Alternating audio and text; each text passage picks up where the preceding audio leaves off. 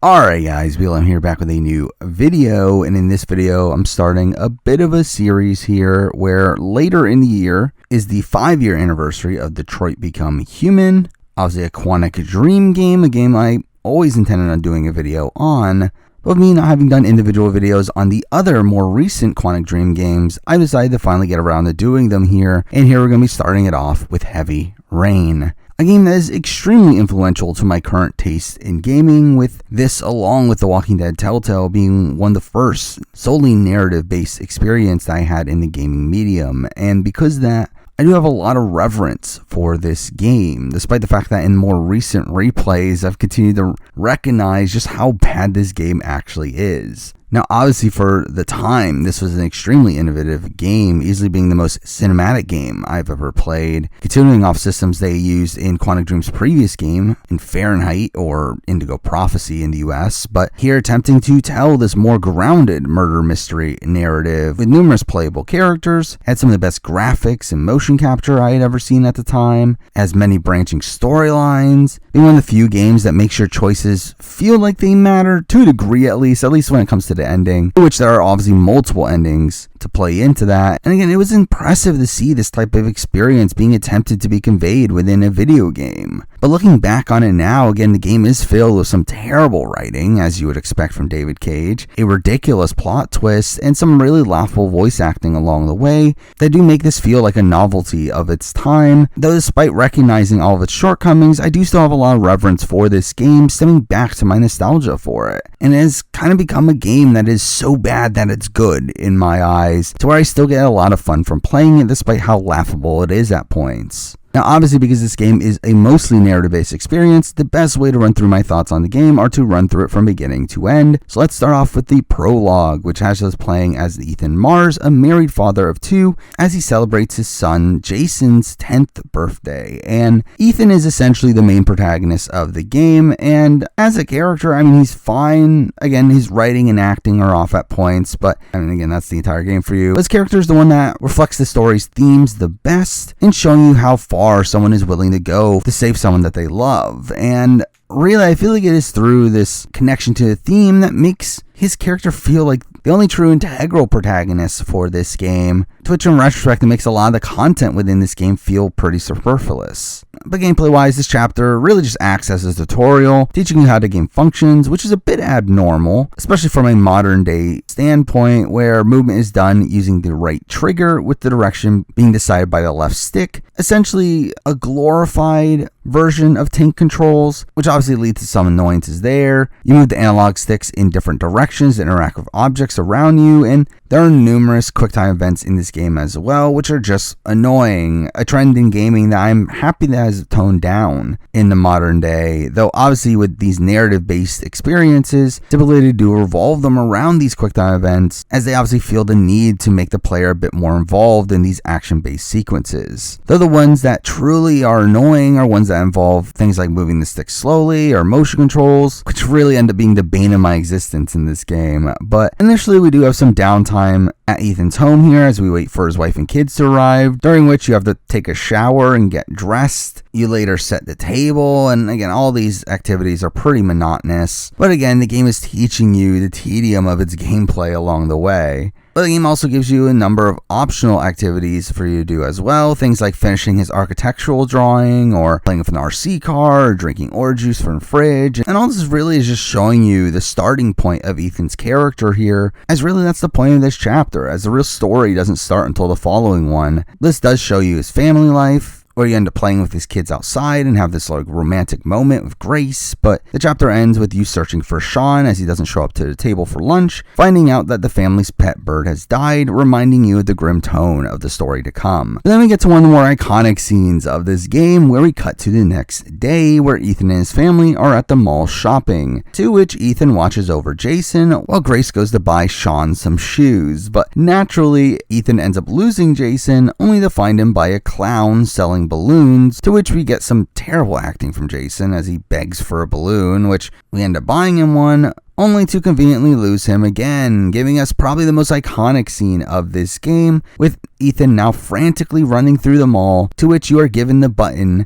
to allow you to yell out Jason in the most ridiculously over-the-top way possible. And again, this is just a really fun, memeable moment from this game of just repeatedly playing the line over and over again. But eventually we end up finding Jason near the exit, where somehow he was able to cross the street safe despite a whole bunch of cars going across it. But now seeing Ethan, Jason decides to cross the street, and what do you know? An oncoming car almost hits Jason, to which Ethan jumps in front of it, leading to both of them being hit by the car, and we see Grace arrive just in time to see the accident and drop to her knees crying out Jason's name, clearly indicating to the player that he has died. And we get this shot of Jason's red balloon rising to the sky to end the scene, and obviously this is the inciting moment for the entire story. And the game shows this as this really dramatic moment, but again, for me in the modern day, I find this just to be ridiculous. I mean, the amount of melodrama in this scene is so dumb, though really, again, that is David Cage's writing for you, where why does Grace only care about Jason in this instant when we later learn the fact that Ethan was also extremely injured by this to the point where he was in a coma for 6 months, yet Grace only yells out Jason's name because,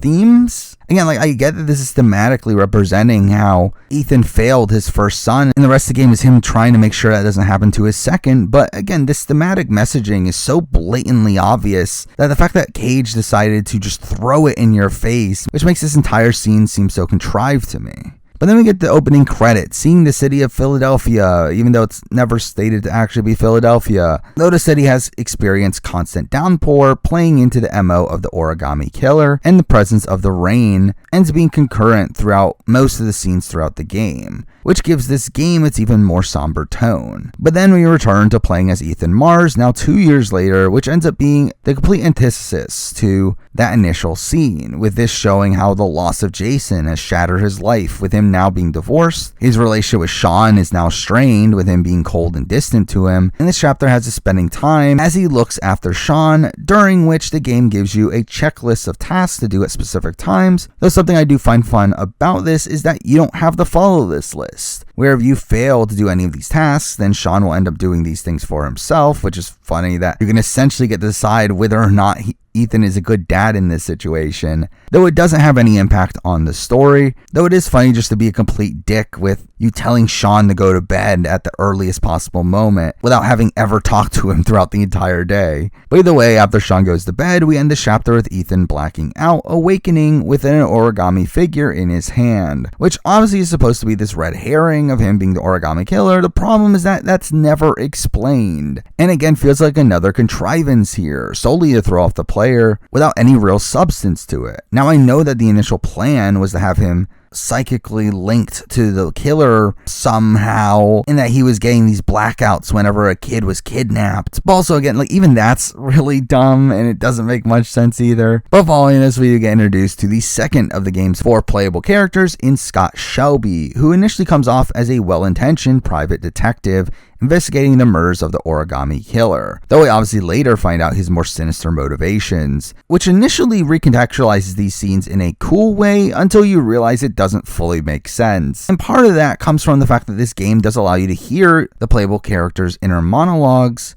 which is a cool insight into the characters, though with Scott in particular does lead to a number of inconsistencies in his character moving forward. But here we do see Scott going to a rundown motel to find Lauren Winter, a prostitute and the mother of one of the origami killer's victims. In here we can pick different approaches to our conversation, though realistically none of it really matters. Though as Scott leaves, he ends up seeing Lauren's ex-client barge into her room, and she ends up crying for help, to which we have the ability to go in and save her, or we could just leave. But if you intervene, this gives us our first action sequence in the game, with us fighting her assailant, though whether or not we win the fight doesn't really matter, as really the point of this chapter is just to introduce Lauren, who ends up being Scott's sidekick and romantic interest moving forward, with the only marginal difference here is whether or not she's bruised the next time you see her. But then we get to the third playable character, with us getting introduced to Norman Jayden, an FBI agent recently assigned to investigate the origami killer. And Norman's a character that I very ironically love. While his character is nothing special, it is the way he is acted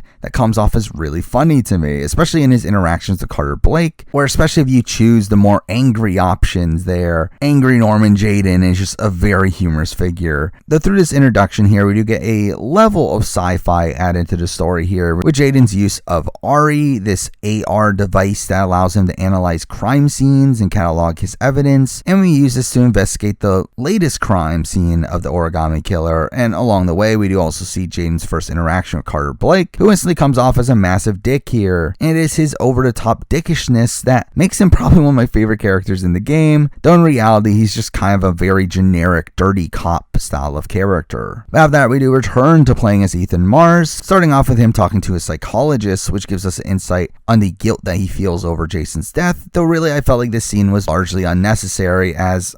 obviously, again, it just feels like another situation of David Cage feeling like he has to blatantly tell you something that could just very easily be implied. But then we cut to Ethan and Sean at the park, where we can interact with Sean in a number of ways, from asking him questions to playing games with him or buying him a snack. But as we leave, Sean begs Ethan to ride the carousel in a similar way to how Jason begged for a balloon. And while watching Sean on the carousel, conveniently, Ethan ends up blacking out once again. And this ends up feeling like a massive plot convenience here, with this obviously leading to Ethan having lost Sean, where he frantically searches the park, and we are able to yell out Sean's name in a similar way to how he yelled out Jason's, which again is just ridiculous and probably even more over the top here in how the line is acted. But this leaves Ethan now heartbroken, though we end up seeing him have an origami figure in his hand again for some reason that makes no sense. But following this, we cut back to Norman Jayden as he visits the local police station for the first time, and in turn meets Captain Perry, who comes off as extremely dismissive of him off the bat, and ends up giving him a pretty lousy office, but none of that matters as Jayden ends up using ARI anyway, and most of this chapter ends up revolving around using ARI to parse through the relevant clues, though nothing really comes of it just yet. But this is also where we get introduced to Norman's addiction to the fictional drug named tryptophan, which you are given the choice here of either giving into this or struggling your way to the restroom to wash your face, which ends up calming him down. But really, this tryptophan storyline is one that I never fully understand why it's here. Now, I get that each of the main protagonists have their own medical struggles, but this one doesn't even feel like it adds anything necessary to the narrative, though again, really none of them do. But this one in particular feels like it's made into this big deal, even though it's never fully explored beyond the basic warnings of tryptophan is bad. But this chapter ends up concluding with Ethan reporting Sean's disappearance to the police, where you are asked questions about the details around his disappearance, which I never fully remembered most of the important details here, though again, none of it really matters. And later we see the only interaction between Ethan and Grace post-prologue, with her scolding him for losing Sean just like he did with Jason, which I will say Grace across this game does come off as really unsupportive, which despite her and Ethan having this lovey-dovey relationship in the prologue, the fact that she doesn't care about Ethan immediately after the car crash and then now scolds him here and later rats him out makes her not super likable. Now afterwards we cut back to Scott, continuing his investigation by visiting another parent of a victim in Hassan, who owns a convenience store, and Hassan is initially irresponsive to Scott's questions, but then Scott goes back to get an inhaler for his asthma, which is there to make this storyline matter, I guess. And it being because of this venture that he is there for an armed robbery, where depending on our actions, we can either save Hassan by talking the robber down or injuring him to where he escapes. And if we do so, Hassan ends up revealing a shoebox with origami figures inside that he found after his son's disappearance, which plays into Scott's later motivations and also introduces us to the origami killer's MO that we later see Ethan facing a similar situation in. Though also across this scene, Hassan could also die, to which Shelby just leaves empty-handed, which makes this entire scene pointless. But then we get introduced to the fourth and final playable character in Madison Page, who I've always found it strange how late into the game she's introduced here, but also with her being the only female protagonist, I feel like that fits in line with what you would expect from David Cage. Now I'll say that Madison's probably my favorite character here for non-ironic reasons, where I do think there are concepts of her character that could have been really interesting. The problem for me is the fact that they do very little with that and instead turned her into this love interest for Ethan and his caretaker at points, while also over-sexualizing her to the point where it felt very gratuitous. And really outside of the intro to Madison, this chapter doesn't really do much. We see Madison waking up from a bad dream and learn that she suffers from insomnia, which again adds another mental issue to our protagonist here, though one that is never fully explored within the core narrative. But we are able to explore the apartment to find a way to get her back asleep, including taking a shower, to which we get a nude scene for some reason. But eventually Madison finds her fridge open, and when closing it, we get this action sequence of these masked intruders trying to murder her. Though no matter how far you get into this sequence, Madison ends up being murdered, only for you to realize it was a nightmare, which, okay, I guess. Again, really none of this felt necessary to the plot, outside of just introducing Madison as a character. But then we return to Ethan, who opens a mysterious letter, clearly being from the Origami Killer, where it ends up revealing a locker location at a local train station, which correlates with Hassan's story, fully confirming to the player that this is the Origami Killer's doing, though, I mean, obviously, but also here we see Ethan starting to doubt his own sanity, thinking that his blackouts and killings must be linked, which again, they initially were supposed to be. But in the final release of the game, this just comes off as a really dumb, unexplained red herring. Afterwards, we head to the train station, only to find paparazzi surrounding Ethan's home, reigniting his trauma from losing Jason, considering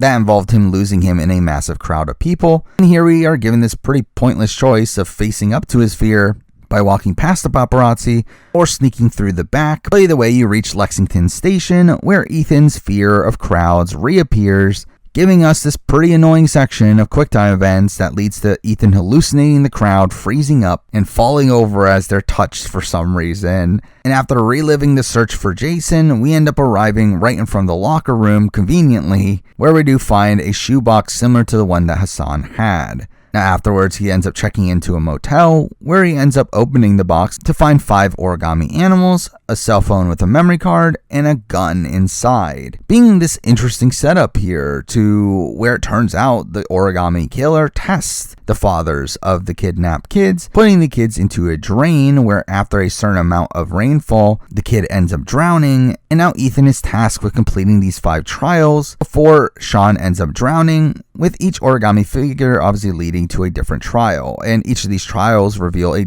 part of the address where Sean is. And again, this is all a really cool premise, making the Origami Killer more than this murderous lunatic and setting up this mystery, not just of who he is, but also why. Why is he testing these fathers in this way? Which I've always found these trials to be the best part of the game and really the true part of this game, with this section of the game being the part that truly connects to the themes of the narrative. Again, playing into this theme of how far you'll go to save your loved one, which the characters of Madison Paige and Norman Jayden don't really connect to, making a lot of their content feel pretty pointless to the core narrative and feeling just like a side adventure that just so happens to lead to them getting the same results. Where yeah, all 3 of them can end up solving the crime here in their own distinct ways, but Ethan's is the one that feels like the most integral part to the story. But then we get back to playing as Norman Jayden as he gives a presentation of his evidence to Perry and Blake, during which we can decide on how to approach our interactions with Blake, which again leads to one of the funniest interactions in the game to me, where if you go after him, Norman's acting here is so bad, but also just so funny, especially with him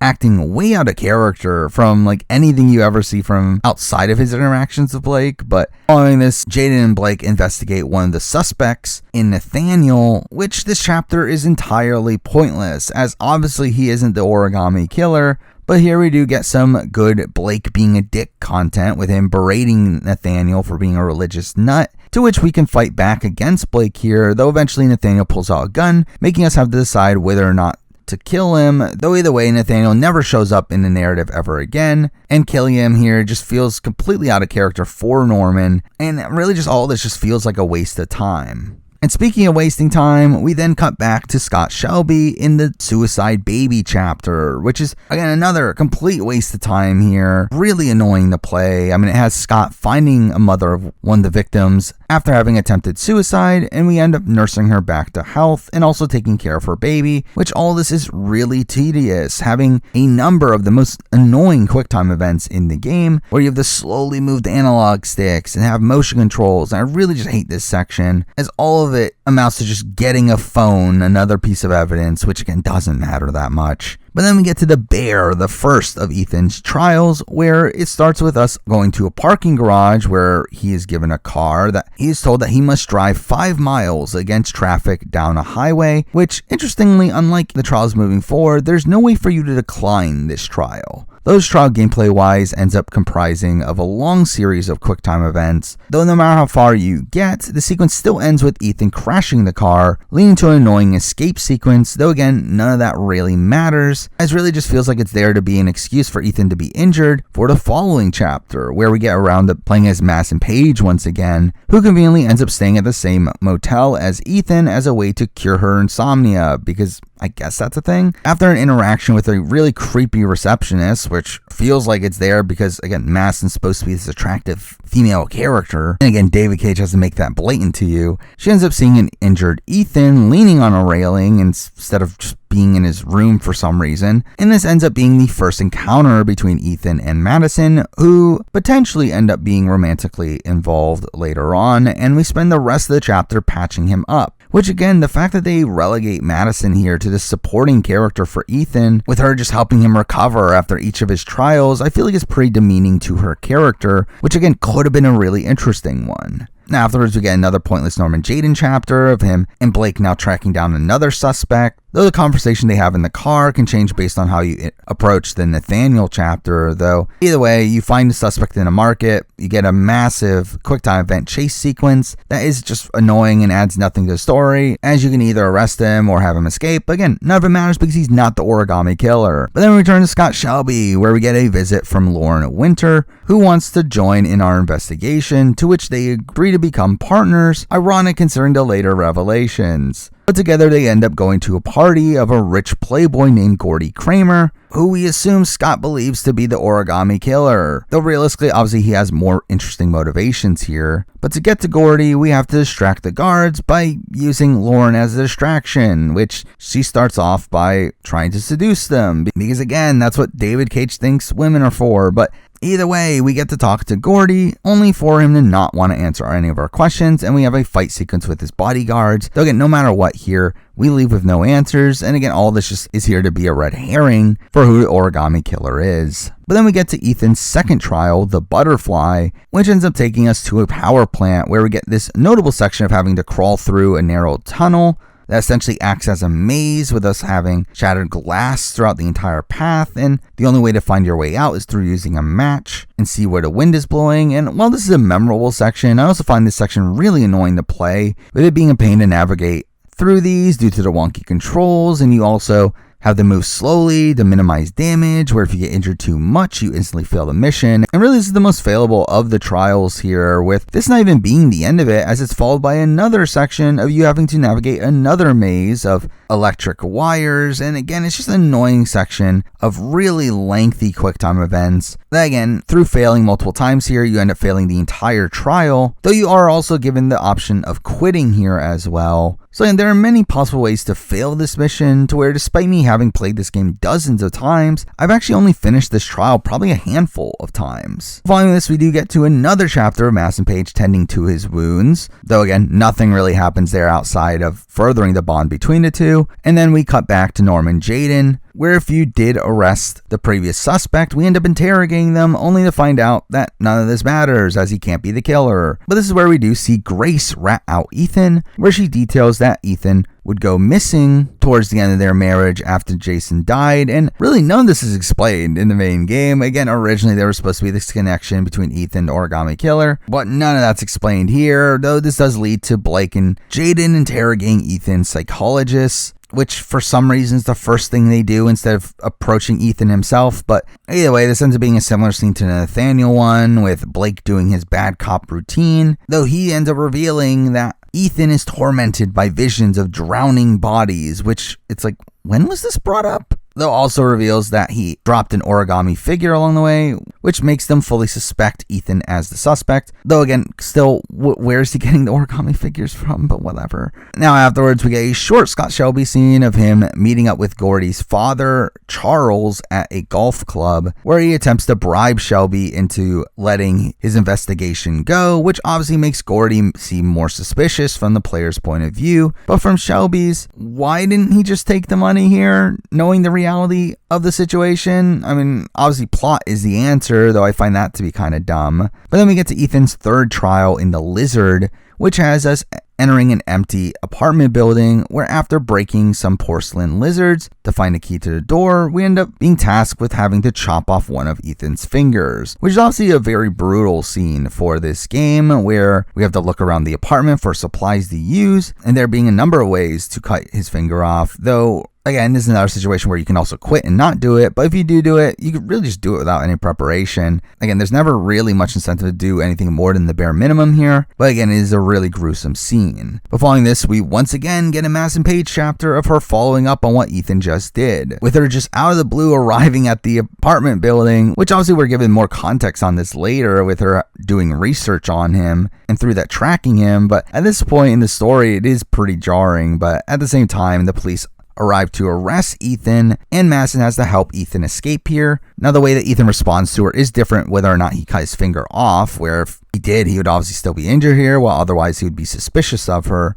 Though here we have to find a way to escape the apartment, where if we fail to do so, Ethan ends up getting arrested, and the same goes for the escape immediately afterwards, where we have to escape through the subway, which is failable as well. And being arrested here actually does shake up the chapter order moving forward and does play into the worst possible outcome for this game. Though weirdly, if Ethan is arrested, nothing ends up happening to Madison despite her trying to assist the fugitive here, which might be a trend in this game. But then we return to playing as Norman Jayden, who is convinced that Ethan is not the origami killer for some reason, though this scene does have us using Ari once again to connect some evidence back to Mad Jack, this ex-convict, finding out that the killer's car was bought by him. But also the scene has us seeing Norman being warned about his addiction to tryptophan and to Ari, which again is not really explored beyond that. This is where the game's branching storylines finally comes to play to a degree, where if Ethan was arrested in the previous chapter, we then get the under arrest chapter here, which essentially acts as a second chance for him if he gets arrested during either of his opportunities to do so, though the latter is also determined on if Norman is alive by that point. And if he gets arrested the first time around here, the chapter obviously doesn't end up replaying again if he's arrested again, and that will put Ethan out of commission from that point forward. Though also this is a chapter that can be entirely skipped if Ethan avoids being arrested both times, but this chapter does have Norman helping Ethan escape from captivity, which makes you question, especially if Norman does it early on in the story, how does he not get in trouble for any of this? Like, how would they not be able to connect this back to him just right away, especially with him being very vocal about not thinking Ethan is the origami killer? Now, I know later that if you don't turn off the camera, Norman will be caught at the very end of the story, but I mean, wouldn't there be just other ways to catch Norman in this situation? Like, wouldn't they be freaking out that they lost their number one suspect? But for some reason, again, they both get out of the situation scot-free. But this leads us back to Scott Shelby, with him and Lauren now visiting an old friend of his in Manfred, who runs an antique shop, who I guess is the only person that can repair a typewriter that the origami killer uses, because sure. But most of the beginning of this chapter is Scott getting reacquainted with Manfred, who is this old man that clearly and conveniently has memory issues. And really, to me, this ends up being one of the most ridiculous chapters in the game due to its connection to the later twist, where while there is some cool connective tissue to this in the fact that Scott is the origami killer, there's also the same amount of ridiculous that stems from this scene as well. Like, why is Scott doing this and bringing Lauren this far into the investigation, to where wouldn't this just open up the possibilities of Scott getting caught? Also, isn't Scott just banking on the fact that Manfred doesn't remember his typewriter, which could have easily exposed him there as well? But even then, Manfred reveals that he has a list of people that have this typewriter and goes in the back room to get it, during which the camera focuses on Lauren for a few seconds, only for us to get back into control of Scott, only for us to find out Manfred is dead and the killer called 911, which again, at first, this is adding to the mystery of who the killer is. But once we know who it is, it makes no sense. I mean, so you're telling me that Scott killed Manfred, called 911 on himself, and then walked out of the room all while Lauren wasn't looking, to then go back into the room and pretend to himself that he's shocked about Manfred's death? Where again, at this point, he is completely by himself. Lauren's still in the other room. Again, it's so ridiculous. But either way, we spend the rest of the chapter cleaning up prints so that there's no evidence of us being there, because this would stop the investigation. Though, strangely, if we fail at this, it only amounts to Scott being picked up by the police and being let go almost immediately because he's a former cop. So again, that was pretty pointless. Which again, like, considering the fact that he is actually the one to do all this and try to escape the scene, like, how would they not recognize that he was more involved? But whatever. This entire chapter is just really stupid and a glaring example of how none of this makes sense with the context of the rest of the game. But either way, the chapter concludes with Scott and Lauren arguing on the way back to his apartment, which is the first time they imply a romantic relationship between the two, which obviously, because I feel like to David Cage, that's the point of every female character. But then we get to the fourth of Ethan's trials in The Shark, which has Ethan having to kill a drug dealer, which is probably the most morally conflicting of these trials, of having to kill another in order to save Sean. But the chapter itself just ends up being this long fight sequence with a number of QuickTime events that you could either fail and escape, or if you succeed, you end up getting the choice of killing him or sparing him. Though again, it gets more morally conflicting from the fact that he is a father too. But again, really none of this ends up mattering, and killing him has no real negative ramification to the story, as Ethan for some reason never gets connected to his murderer. But then we finally get back to Madison Paige, with her actually getting to do something for once, so that's cool. But here she starts her investigation into the murders by finding the owner of the apartment building that she found Ethan in, that being the doc, this creepy former surgeon who now writes illegal drug prescriptions, and instantly you could tell things aren't going to go right with this guy, which here he offers you a drink, and your decision to drink it or not can change the rest of the chapter, where if you don't drink it, the doctor will get up for a bit, to which you can search his house for clues, which the necessary clue is finding out about Paco from the Blue Lagoon, which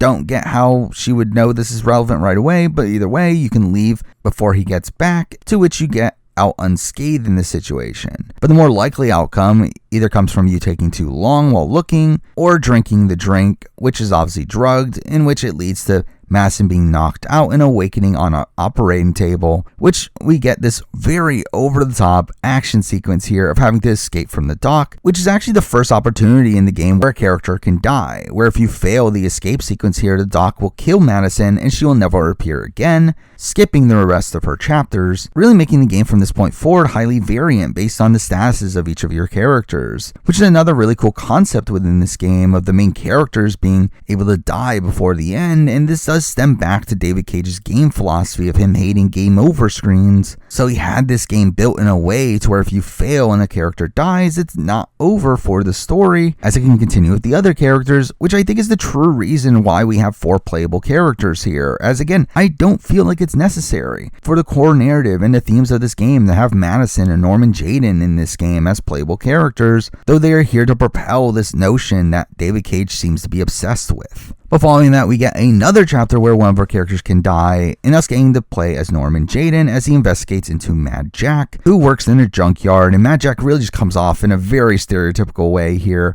Again, what you would expect from David Cage, but he comes off as a really ridiculous character to me. But either way, we have to investigate his garage until we find a pool of acid with a skull inside, leading to a fight sequence between Jayden and Mad Jack. And if you succeed, you can arrest him and get out unscathed, though if you fail, Jack ends up putting you in a car as he attempts to crush it, and if you take too long, it kills Jayden in the process, which is actually the ending for Norman that I got the first time I played the game, where I failed this section and end up not seeing the rest of Jayden's story until later replays. Though if you do escape, you end up fighting Mad Jack to his death. But either way, coming out of this, you end up getting more evidence about the killer's car, also connecting you to Paco from the Blue Lagoon. Though again, realistically, this chapter alongside the doc, and also the chapters that spur off of this, all really don't matter to the core narrative, and feel like they're just here to have more death opportunities for these characters, and also have these characters actually do something when they don't really need to for what the core narrative is supposed to be. But then we cut back to Scott Shelby, where we do get a bit of downtime between him and Lauren, where he does tell her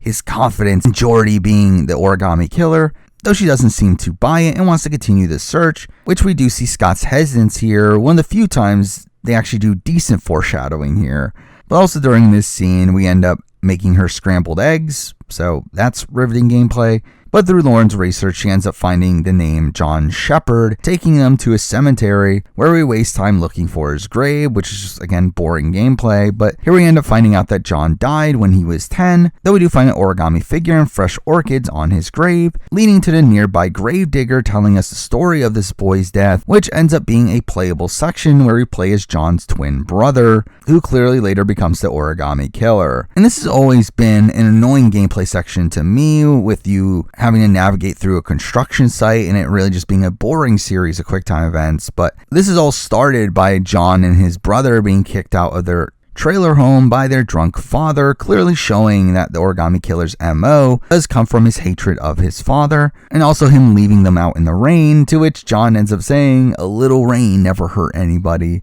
which is obviously a bit of irony there. But the section does end with the brothers playing hide and seek, to where after counting, you hear John screaming out for help, finding him half submerged in this fast moving water that I don't even understand how he got there, but obviously the brother fails to pull him up, but does go off to get some help, being the end of the flashback for now. But really all this makes you question, how does the gravedigger know this story but has also never seen Scott before? But either way, this section ends with the revelation that the killer was adopted and conveniently took a new name. As we leave, we see Charles Kramer arrive, furthering the Kramers as this red herring here, though at least this part of it is later explained through his guilt over John's death, considering it was his construction site where it happened. But then we get to 2 chapters in a row, which again just feel like filler, with us getting back to Madison Paige and Norman Jayden as they both have evidence leading to the Blue Lagoon, where they go and find Paco, though interesting, both of these sections are skippable if either of these characters are dead by this point in the story, which again makes these chapters feel even more pointless to the core narrative. But first we do have Madison section, which is another section that I don't love in retrospect. Again, another one that's over-sexualizing her by making her have to seduce Paco to get him to talk. So we have Madison having to shorten her dress, unbutton her top, and put on makeup, and then do this dumb dance sequence to get Paco's attention, and then he takes her to his office where he forces her to striptease, which again, just a really gratuitous scene there. While I guess it makes Paco come off as more unlikable, I just don't feel like it serves any purpose outside of just adding another nude scene. Though you can technically get through this sequence without fully stripping, and the end of the chapter does scold and demean Paco for this, to which I guess it makes it feel a bit better that it's in the game, though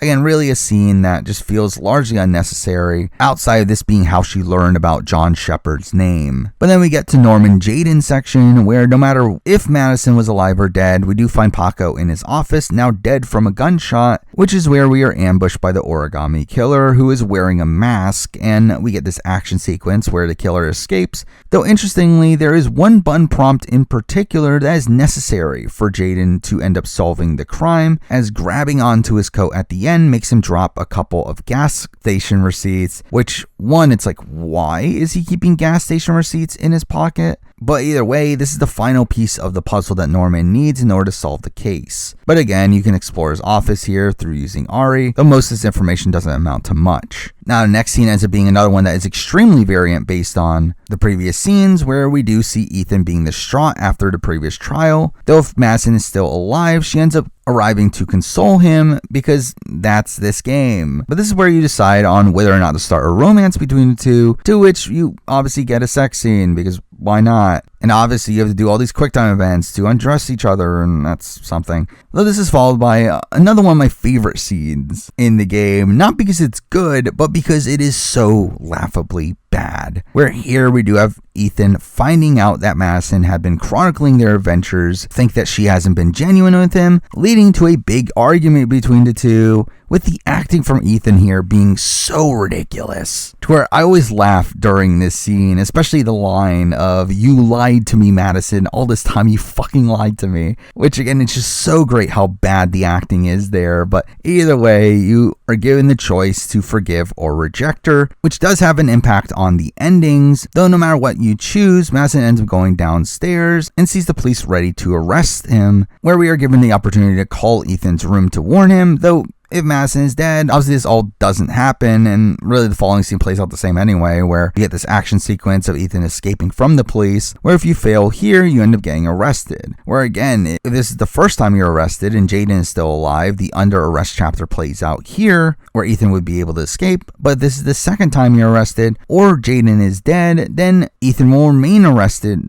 until the end of the game, meaning this is essentially the point where Ethan can, for all intents and purposes, be killed off in the game, to where by this point Scott can be the only protagonist remaining, which would give you a very abrupt ending to the game following this. Afterwards, we do return to Scott, where we do see him getting ambushed by Charles Kramer, to which they knock him and Lauren out, to which they drive them in his car to the bottom of a lake, leading to an escape sequence where here we are given the choice of whether or not to save Lauren, which if I were Scott, knowing the context behind this situation, I would leave Lauren behind here, as it obviously covers his tracks. Though this ends up being a choice that does have a major impact on the endings, particularly for Scott, though this is followed by one of the most ridiculous scenes in the game of now Scott wanting revenge, storming through Kramer's mansion and gunning his bodyguards down in this really over-the-top action sequence with Scott going Rambo here, which is so laughable. But again, this section is failable, though if you get through, you reach Kramer's office, where here we are given the reveal that Jordy isn't the origami killer, but instead was inspired by him to replicate his MO, which still makes him terrible, though nothing ends up coming of him. But here Kramer ends up suffering from a heart attack, to where we are given the moral dilemma of helping him. But really, it's like, who cares, as no matter what, he doesn't play an impact on the story moving forward, and really the scene just comes off as ridiculous, especially when you consider the fact that Scott already knows who the killer is. And I know that he's trying to scapegoat Kramer for all this, but I do feel like him storming into his house on his own while killing some of his guards is not the most efficient way of trying to conceal your identity.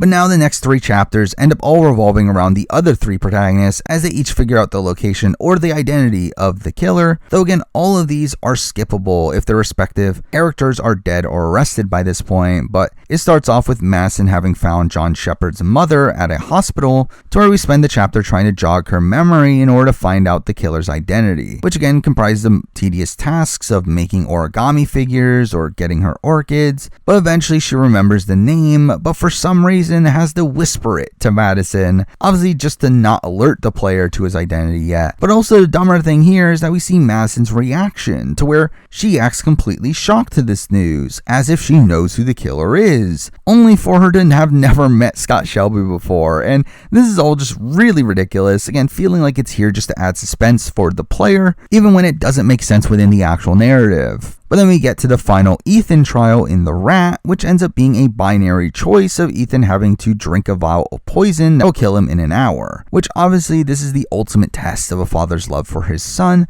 Though I will say, realistically, I feel like you should never actually take the potion here in a real life scenario, considering, if you've already completed the other trials, you should have most of the address done already, to where you should be able to figure it out just from the word scramble. And if you aren't at that point, that means you weren't willing to do the other trials, so why are you willing to succumb to this binary choice of death here? But following this, if you didn't complete all the trials, you'll be able to guess the address, which if you guess correctly, things play out as normal, though again failing to do so means you risk Ethan not being able to save Sean, though there's another possible chance for him down the road. But then we cut to Norman Jaden segment, where we have his final interaction with Carter Blake, with them fighting over Blake thinking the case is closed, and Norman calls him an unbalanced psychopathic asshole, which is again a funny line, though if you were sloppy during the under arrest chapter, Blake will end up coming in and scolding you here and tell you that you're going to prison, which is like, okay, if that's the case, then why aren't they just arresting him now, considering they have proof that he was helping out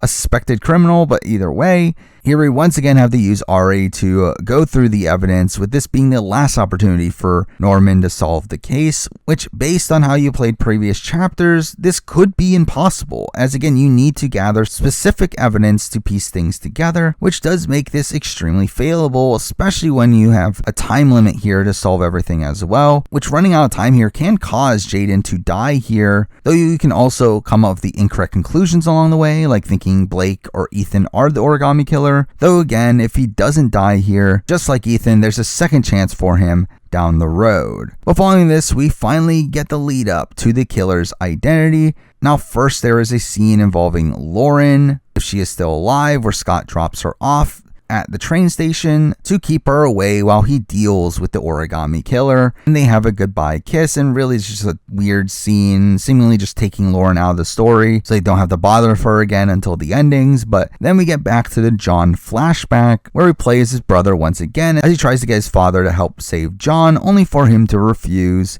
And we get the farewell between these brothers where John's last words are, "Don't forget me, Scotty," revealing that Scott is the origami killer. And following this, we do get another scene where Scott is now alone in his office as he burns the pieces of evidence he has collected. Again, recontextualizing these early chapters in a cool way, where obviously his presumptive investigations were really just him trying to cover his tracks. But through this, it does bring up multiple questions that make this scene not make sense and ruins what could be a really cool twist here of you playing the bad guy all along. But again, a lot of this just doesn't make sense. Now, there are certain interactions with Lauren and certain inner monologues that do seem to point towards this eventual twist, making it seem like it was taken into consideration. But there are other points where the inner monologues don't make sense. And also the game treats it as if Scott truly believes that Kramer is the origami killer. Also, some other plot holes come up with this scene, like why didn't the parents call the police or give them the evidence that he just burned? Especially Hassan, who had a lot more context behind all this, being the father that had directly gotten this from the killer. Also makes you question how they set up all these trials. Where did he get all the money for all this? I mean, I guess you're supposed to believe that he got some of this done through his connections as a former cop, but still, it's like none of this is explained. And again, they show you what really happened during the Manfred scene here, which I already talked about the illogical nature of it. So again, I just feel like this is a twist that is so much better in concept than it is when actually executed here, with Cage clearly not thinking things fully through to make things not contradict with each other along the way. But then we get to the penultimate chapter, which can only be played if Madison is still alive, and is another opportunity for Madison to die here. But Madison will end up investigating Scott's apartment, where we learn that Scott was using his police uniform to lure in his victims, which is pretty messed up. But eventually we find the back room where we find a typewriter and the orchids that are obviously part of his MO. But after finding Sean's location, Scott ends up locking her in the room and sets the apartment on fire, leading to escape sequence where you have to navigate through the burning building and eventually are given the option of jumping out the window or hiding in the refrigerator. Now, jumping out the window ends up killing Madison here, which I'm pretty sure is the outcome I got on my initial playthrough of the game.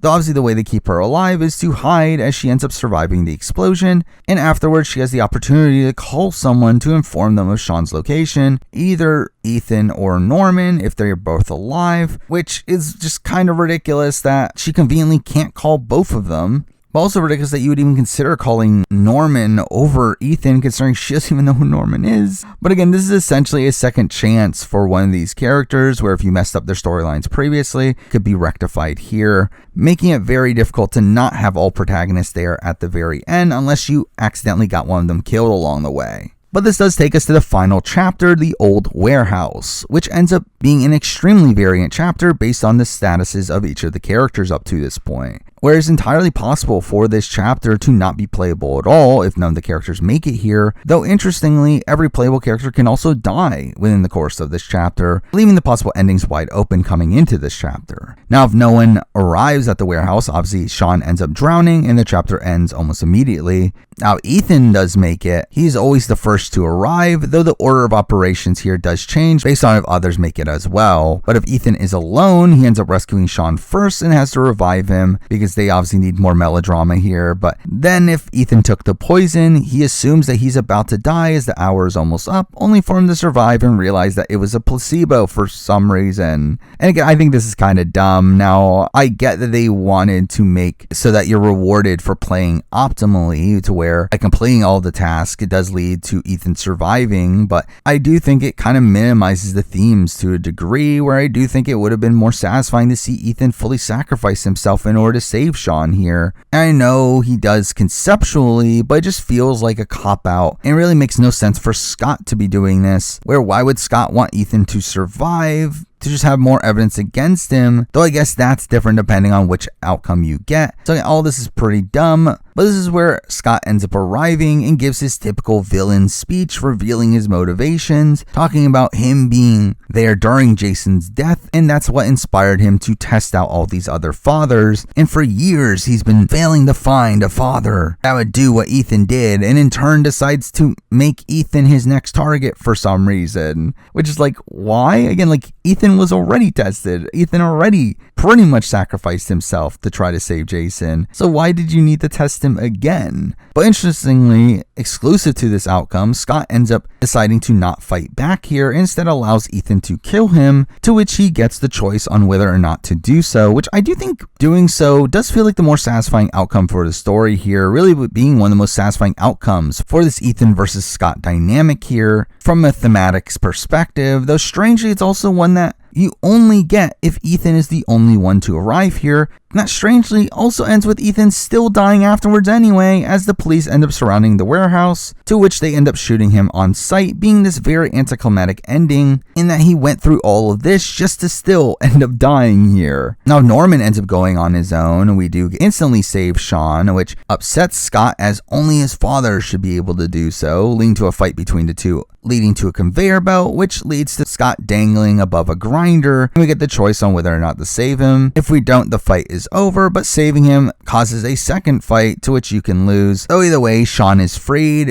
and the fight ends up really just changing up whether or not Jaden survives as well. Which again, all of this doesn't really fit into the themes of the story, as I do feel like Ethan needs to be involved for a more satisfying outcome, which makes the Madison going alone situation also not great, where it also leads to a confrontation with Scott, giving us a similar fight as Jaden's, with a similar choice of saving him, though there's also an outcome of even failing to save Sean in this situation. And also this outcome ends up being the only one that can lead to Madison being the one to save Sean at the end, with Norman or Ethan being the one to get that distinction in the other outcomes. Now we do also have these different permutations of different characters getting to the warehouse, where those end up feeling like mix mashes of these other individual endings, where if Ethan and Norman arrive, Scott for some reason decides to kill Ethan in this scenario, only for Norman to show up to save him, which I don't really get why this changes up Scott's behavior, as I do think it leaves us with a less defined motivation for him, with this conflicting with him just trying to find a father good enough, and it indicates that he also wants to get away with it here, which again is logical but doesn't really satisfy the themes of the story.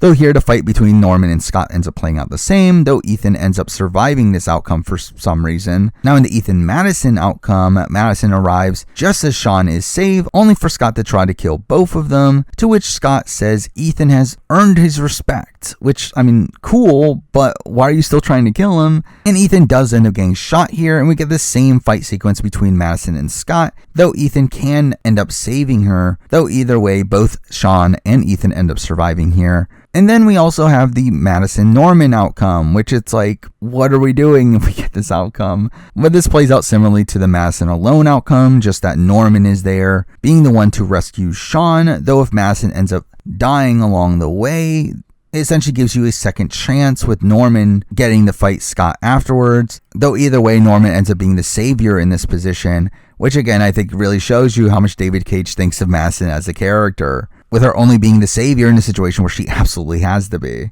But then we get to the more optimal outcome, where everyone gets to the warehouse, which is probably the best outcome as a whole, though again, I do wish they carried over the concept of Scott letting Ethan kill him, though that would technically make Norman's role here pointless, but I mean, really that's the entire game. But here it ends up playing out pretty similarly at first to the Ethan-Norman outcome, until Madison arrives to break through the police barricade, which in doing so warns Ethan about the police, to which they end up walking out together, which again is fine. But again, I feel like the concept of the police possibly killing Ethan to begin with is just really dumb, and just feels like a plot point added here to give Madison a purpose, while again, I do also feel like this entire scene and really the entire game would just be more satisfying if it was just Ethan as the sole main protagonist. But then we get to the actual endings. It starts with this really awkward news report telling you the status of each of the characters. I always felt to be really cheesy, but Ethan ends up having the most endings here, where his happiest ending is him and Madison and Sean starting a life together, moving into a new home, though you can also get a similar outcome, just minus Madison if she's dead or you turned her down.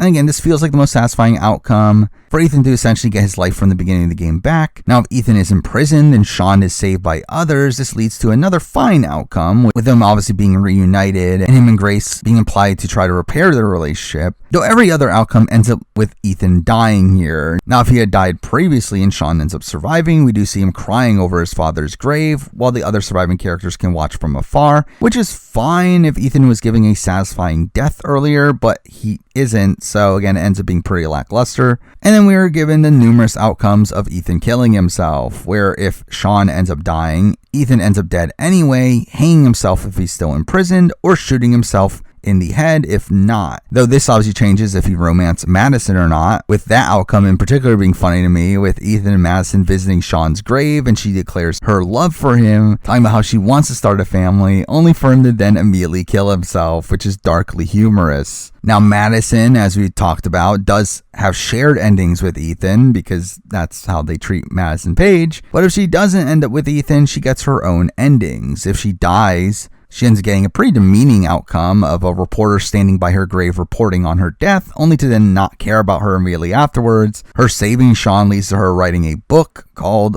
What Do You Know? Heavy Rain. And she ends up having a creepy guy talking to her at a book signing, telling her that she deserves a more ferocious adversary, which I don't really get the point of the scene. I mean, I get that this could be set up to this guy being a killer that she would have to face off against later, but again, we know this game's not getting a sequel, so what was the point? But I think the more realistic thing is that this was a metaphor for her insomnia, which also plays into the ending where Sean dies, where her insomnia gets worse to where she can't tell the difference between her dreams and reality. And again, the fact that the game tries to bring back her insomnia into the storyline here, despite it being this really half-baked concept, ends up being kind of underwhelming to me. Now, for Norman Jayden's endings, where if he dies, Blake gets around to using his RE glasses to realize that Norman's persona is still alive within them, really just being a weird ending that takes the sci-fi elements a bit too far for my liking. Now, if Sean dies, but he survives, we see Norman essentially losing himself to his addictions and ends up dying of an overdose, which seems appropriate considering this is the bad ending. But I do find it strange that the best outcome for Norman narratively is not him actually being the one to save Sean, as that outcome ends up leading to him being looked at as a hero, though he does still have his issues with addiction, that despite him thinking that he's overcome it, he ends up not being this more somber outcome than what you'd expect it to be, especially when you have this other outcome that is better. What has Norman and Sean surviving, but Norman failing to be the one to rescue him, to where Norman ends up resigning from the FBI, being able to put it all behind him, which again ends up being the happiest outcome for him here, despite it technically stemming from you failing. And then we have the Scott Shelby endings. Obviously, we have a limited number of them here, though really the intrigue in these stem from whether or not Lauren is alive, to where if Scott dies and Lauren is alive, we see Lauren standing above his grave with some really over-the-top acting as she condemns him. If he survives, but Lauren does as well, she ends up confronting him on the street to where she ends up shooting him dead, feeling like